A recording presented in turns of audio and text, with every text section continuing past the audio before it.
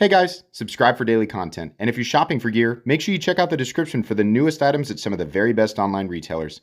There's also links for some of the items that I personally recommend. Thanks! What's going on YouTube? Metal Complex here, and today I've got another short little unboxing video to share with you guys. Something new from Kubey Knives. Real up and down with Kubey Knives. There was a time where I was like, this is the best thing ever, and then there was a lot in 2025 where I was like, ew, what are you guys doing? It's not so much with the design or the reliability, but with like the price tags. Some of their price tags were so weird. And here lately, many in a row, multiple in a row, have been phenomenal in design, in price, fit and finish, etc., etc. I don't have a lot of data. When I say I don't have a lot, I mean Taylor, blessed Taylor, does not have a lot of data on his website about the consistency of Kubey Knives heat treatment. Hopefully that'll change in the near future, right? So all we can go is with what they advertise. Sometimes they advertise a good range, and sometimes they advertise a little bit of a subpar range. But for those of you big into the HRC stuff, I know I am, there you go, right? But I want to unbox this and see what we've got today. As per usual, I have absolutely no idea what they sent me because they they don't really ask. They just do. But because it's been better here lately, I go ahead and I unbox these, right? It's usually just a code on the outside of the box, so I never know what the actual name of the knife is. But that's okay, because this is just an unboxing and first impressions. We're not reviewing this knife today. We're just opening it up and taking a look at it. Thanks to Kubey for sending this in. Thanks to my patrons for supporting me, and make sure your notifications are turned on for the Metal Complex YouTube channel. All right, what code do we have here? I'll let you guys, obviously it'll be in the description, right? This is the KB457A. Oh, excuse me. Sorry about that. I had a little bit of Monster Ultra Sunrise before we got started here. S90V and tie. Okay, I do like me some S90V. I think I don't know what people think about my takes on HRC ranges. And my takes on HRC ranges are based on what I have read about their performance, after certain people or, people have done controlled, like long-term cut tests, right? And there's weeds to get into there, right? And people can get into those weeds if they want to. I won't.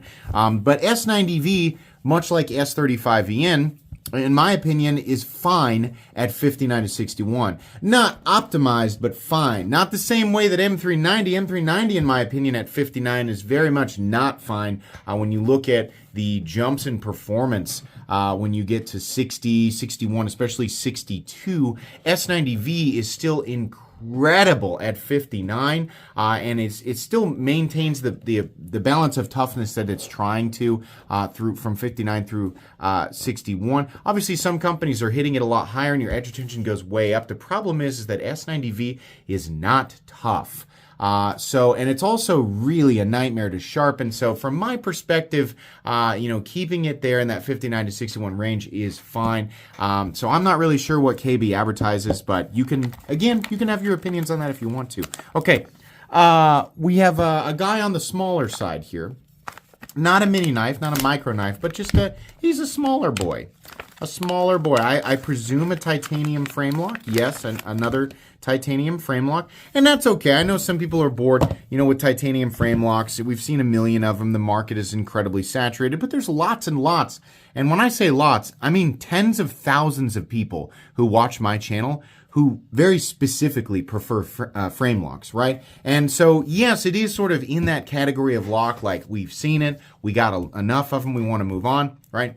And I think it's fine that we are introducing new locking systems to the market, and I agree those newer locking systems are far more interesting, but we have to remember there's still an absolute crap load of people who just kind of are comfortable with the frame lock, and so there's no reason to simply stop producing them completely, kind of like the crossbar lock, right, with the Omega springs.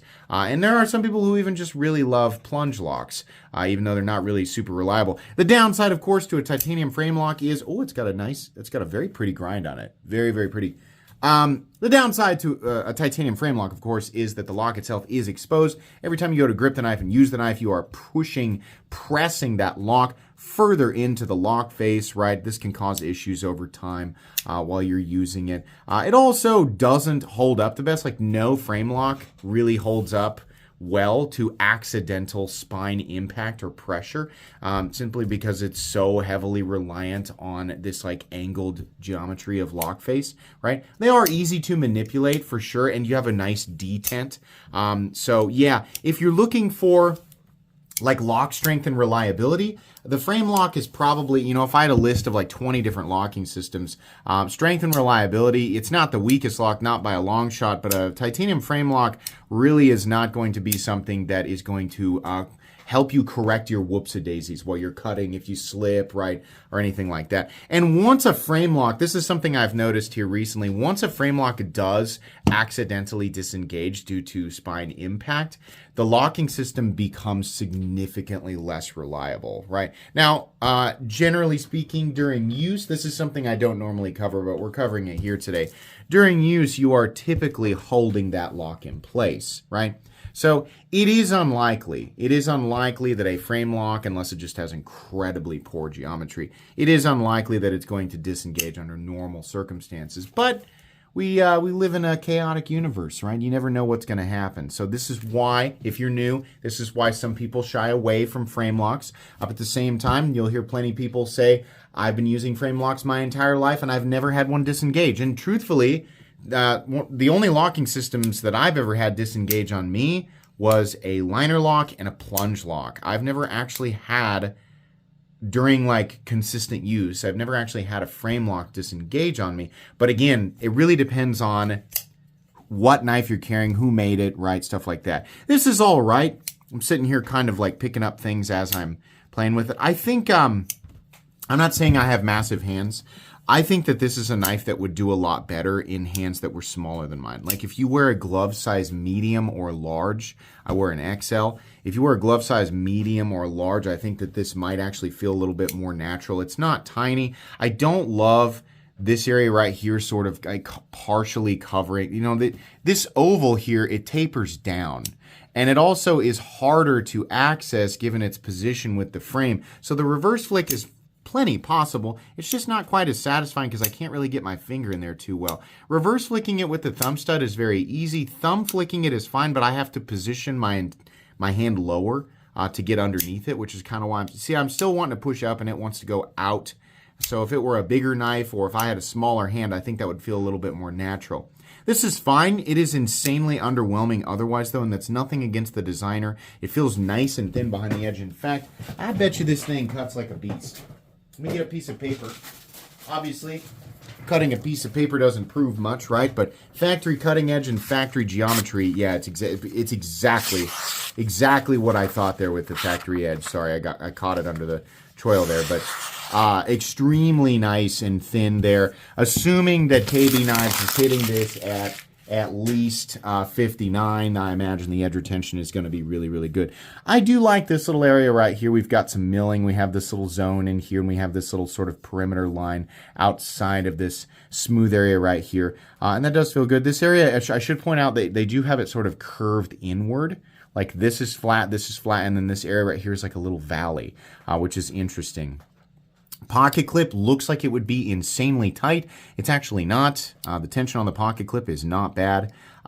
The area where you go to release the frame lock, you do have pretty good access to it. I think maybe I was coming down. I was about to say that it's sharp, but I noticed it was scalloped right here. And that means that I was just not approaching it from the side as much, and that is absolutely the case. Ergonomically, in the open position, it feels really, really good. Really nice little choke-up spot. I am not incredibly familiar with... Who is this? I don't recognize that logo, but I'm sure some of you will. No mounting position for left-handed pocket clips. That's kind of a bummer. But we do have T8 hardware across the board. Truthfully, this is a pocket knife that I've seen many, many times. And I'm sure that, a few people will be excited about this and want to go and pick this up. And if you want to, of course, it's linked in the description. And nothing against the designer. I do love titanium. I like a good frame lock. It's not my favorite locking system. I like a good frame lock. But I like titanium. I love S90V. This is, the size of this knife I think is all right. I've just seen, I've seen a lot of stuff like this. I think I've seen this like a million times over.